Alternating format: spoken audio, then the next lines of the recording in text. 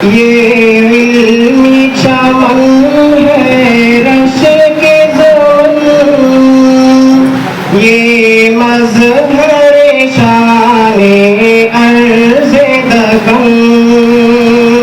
اللہ وبرکاتہ، نحمده ونصلي على رسوله الكريم، اما بعد، قال الله تعالى في القرآن المجيد: فأعوذ بالله من الشيطان الرجيم، بسم الله الرحمن الرحيم.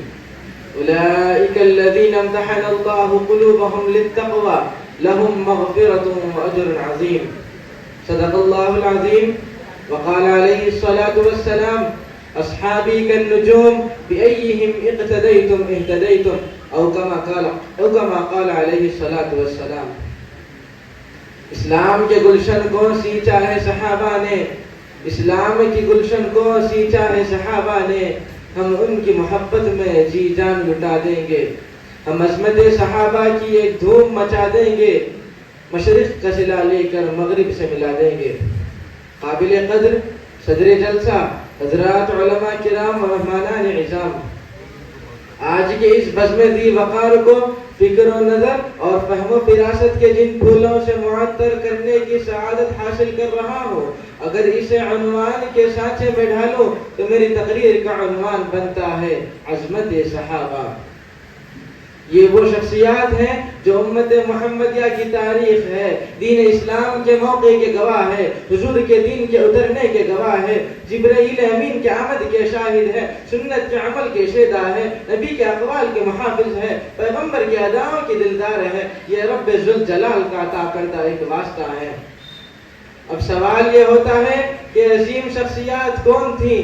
یہ وہ شخصیات ہیں جنہیں ایک طرف والسابقون الاولون من المہاجرین والانصار والذین اتبعوهم باحسان رضی اللہ عنہم کہہ کر ان کے لیے رضا و خوشنودی کا پروانہ عطا کیا، تو وہیں اعد لهم جنات تجری تحتها الانہار کے ذریعے ان کے لیے ہمیشہ ہمیشہ کی جنت کی خوشخبری عطا فرمائی. تو کبھی فإن آمنوا بمثل ما آمنتم به فقد اهتدوا کے ذریعے ان کے ایمان کو معیار ہدایت قرار دیا. تو کہیں اولئک الذین امتحن اللہ قلوبهم للتقوی کے ذریعے ان کو نور نبوت سے استفادہ کے لیے منتخب کیے جانے کا اعلان کیا. تو کہیں اولئک هم الصادقون کے ذریعے ان کی سچائی کا اعلان کیا. تو کہیں اولئک هم المفلحون کے ذریعے ان کی کامیابی کا پروانہ جاری کیا.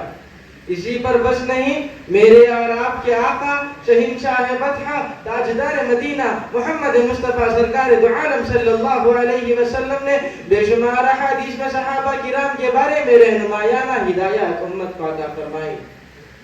چنانچہ جہاں ایک طرف اللہ اللہ فی اصحابی لا تتخذوہم غرضا من بعدی کے ذریعے انہیں ہر طرح کی جرح سے بالا تر قرار دیا، تو وہیں دوسری طرف فمن احبہم فبحبی احبہم کے ذریعے صحابہ سے محبت کو حب رسول کا جزء قرار دیا.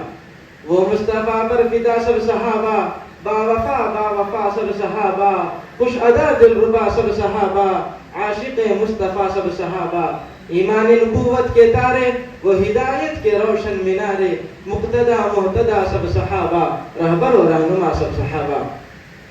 گرامی قدر، یہ وہ رجال کار تھے جن کے سینوں میں علوم نبوت کا نور چمکتا تھا، جن کے دلوں میں حالات کو بدلنے کا حوصلہ موجود تھا، جن کے قدموں میں فاتحین کا اعتماد تھا، جن کی رگوں میں غیرت ایمان کا خون گردش کرتا تھا.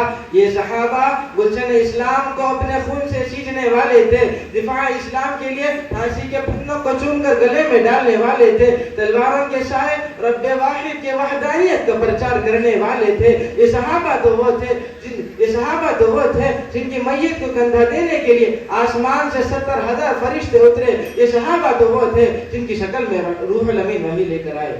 پھر مجھے کہنے دیجئے، روح الامین کا جلیہ قلبی کی شکل میں زمین پر اترنا صحابہ کی عظمت، صدیق کو صداقت ملنا صحابہ کی عظمت، عمر کو عدالت ملنا صحابہ کی عظمت، عثمان کو سخاوت ملنا صحابہ کی عظمت، علی کو شجاعت ملنا صحابہ کی عظمت، ابی بن کعب کو قرات ملنا صحابہ کی عظمت، حضرت فاطمہ کا جنتی عورتوں کا سردار ہونا صحابہ کی عظمت ہے.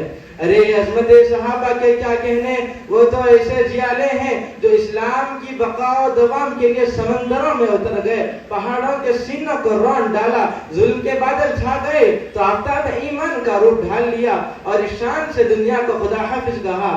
کہ آسمان بھی لرزنے لگا۔ گرامی قدر، یہ وقت ہے عظمت صحابہ کو بدلانے کا اور صحابہ کرام کے کارناموں کو اجاگر کرنے کا۔ آج ہر مرد مجاہد کو پختہ عہد اور عزم مصمم کرنا ہوگا کہ ہم وراثت میں چھوڑ جائیں گے صحابہ کی غلامی، ہم وراثت میں چھوڑ جائیں گے صحابہ کی غلامی، ہماری نسلیں بھی پکارے گی ہمارے صحابہ۔ وآخر دعوانا الحمدللہ رب العالمین۔